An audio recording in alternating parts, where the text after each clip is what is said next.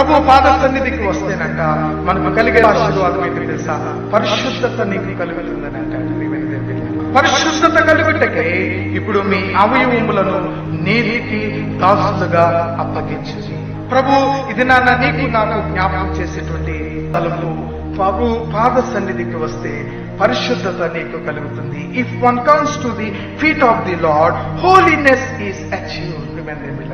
పరిశుద్ధత లేకపోకుండా దేవుని సన్నిధిలోనికి రావటము అసంభవము. దేవుని పాద సన్నిధిలో దేవుని ఆశీర్వాదాలు పొందటము అసంభవము. దేవుడు పరిశుద్ధుడైనాడు కనుక మనమును పరిశుద్ధులముగా ఉండటానికి దేవుని పాద సన్నిధి మనకు ఎంతగానో దోహదపడుతుందని మనం జ్ఞాపకం చేసుకోవాలి.